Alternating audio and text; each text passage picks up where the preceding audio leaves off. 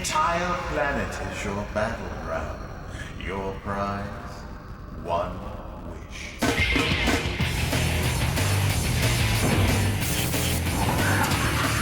Twisted Metal Head-On is a continuation of the Twisted Metal story. The Twisted Metal story is the character Calypso holds a contest, an annual contest called Twisted Metal.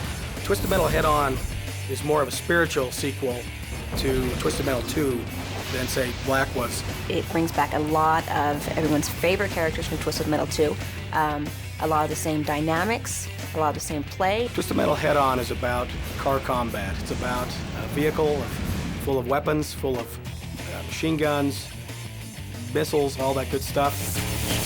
It's designed to be fast-paced, lots of action.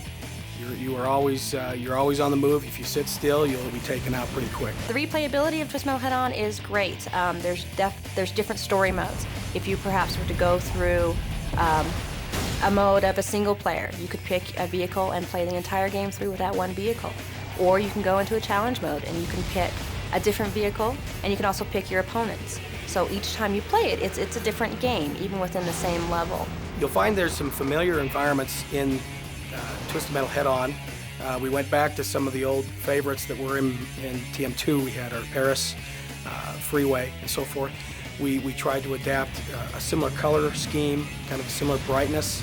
It was intended to be kind of a nostalgic feel to that, to give it a familiar flavor of what Twisted Metal always has been. I think when people get their hands on Twisted Metal Head-On, what they're going to be most impressed with is how great it looks. The PSP screen is phenomenal. It started from the same engine as we used in Black. We have a lot of the same detail that we had in Black. I think the thing that everybody here at the studio, when we first saw this game play on a PSP, that we were just blown away with, is this small thing in your hand is playing Twisted Metal. I mean, you're blowing things up. You are driving a vehicle, firing your weapons, having a good time, all in a box that fits in your pocket. And the graphics are sharp. They're pretty. They're colorful. The sound is great for this.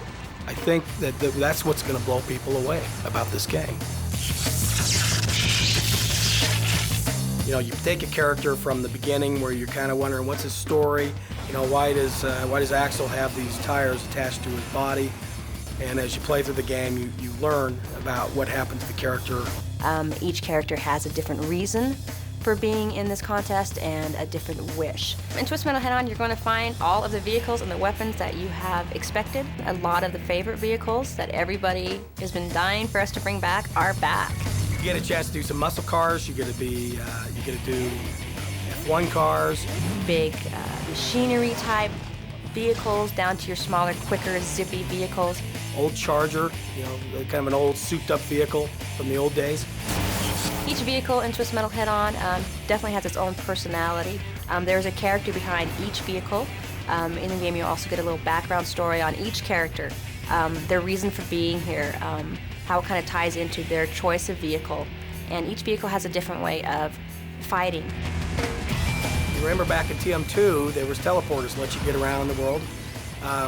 It's a fun way it's a way to escape quickly. Like if you're being trapped, you can just go onto the teleporter. It takes you off to somewhere in the environment. Most environments have 2 or 3 teleporters.